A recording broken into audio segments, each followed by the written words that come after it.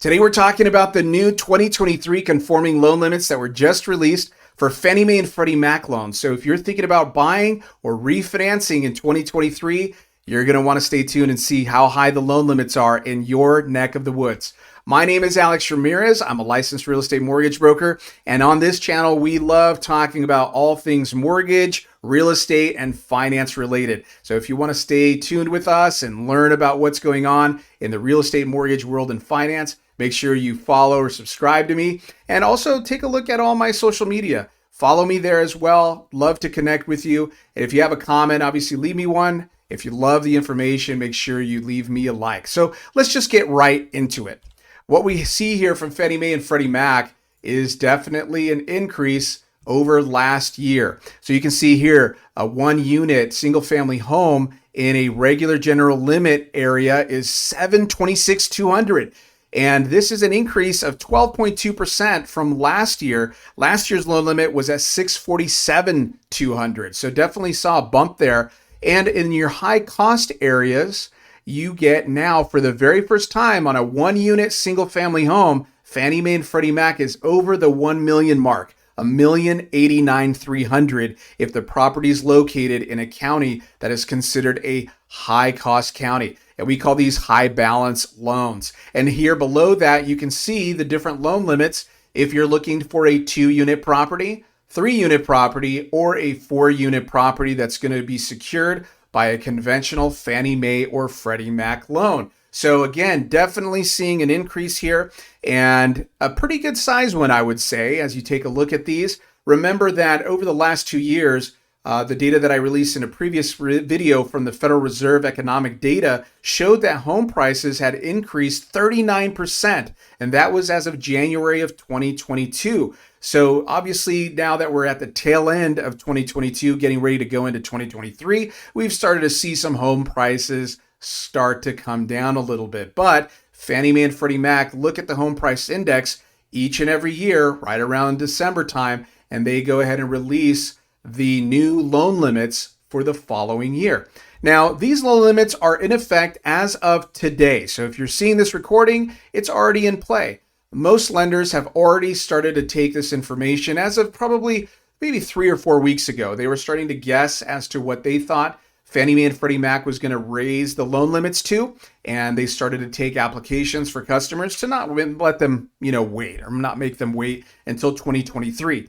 Now, I will put a link in the description below as to how you can do a search and find out if either the property where you live at that you're looking to refinance, or if there's a home that you're looking to purchase, you can find out whether it's in just a general loan limit or in a high balance loan limit. You'll be able to research by county, by state, and see exactly what the limits are. There's a lot of differences in the high loan limit areas because there's certain areas across the country where home prices are higher than normal. Just to name a few, I'm in California, so Los Angeles, San Francisco, San Diego, to name a few counties that I know have higher loan limits. And how it works with these loan limits, I'll explain that to you a little bit as well, because some people have questions in regards to this. So let's go back to the loan limits here.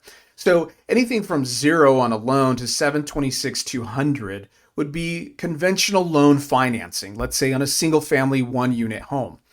That again is across the board for most areas.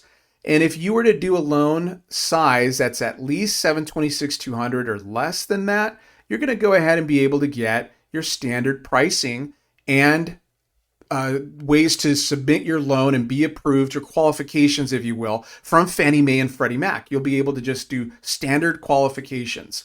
Now, if you were in an area, that has general loan limits, but let's say the house was selling for $850,000 and you needed a loan of $800,000 and you don't have the money to put down as cash to just write a loan of $726,200, well, that would cause a problem. Now, you would be classified maybe as a jumbo loan at that point if you needed the $800,000 loan, but the limit where the property was located was $726,200 for the single family home. Now, jumbo loans have usually a little bit harder criteria that you have to meet as a borrower in order to qualify. And What I mean by that is usually the debt to income ratios are a little tighter.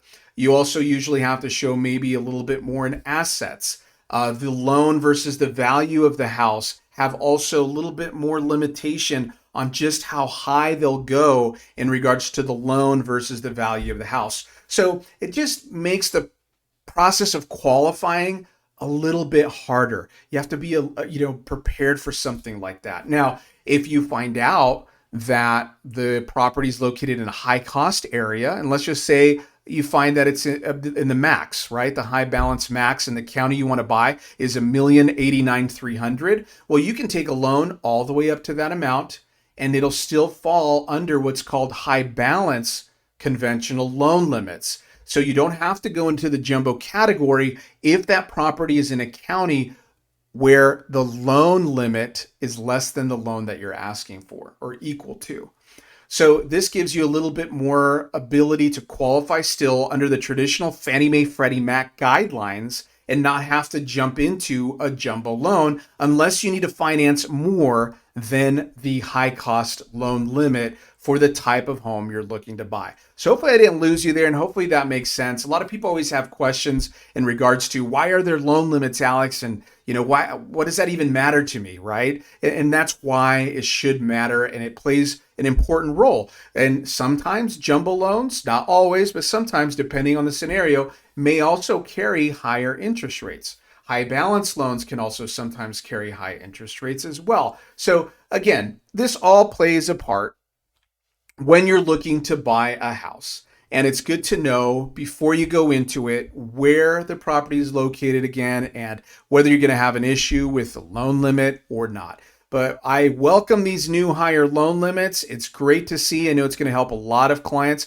going into 2023. And as I stated earlier, these loan limits are already in effect. So if you need help trying to purchase a home, you either want to get pre-qualified or if you're looking to refinance, I can certainly help you. Feel free to reach out to me, get in touch with us, and I'm more than happy to answer any questions that you have. So again, my name's Alex Ramirez. Don't forget to follow me on my social media. I'd love to connect with you. And until next time, we'll be getting some more great information to you on real estate, mortgage, and finance here on this channel. Talk to you soon. Bye for now.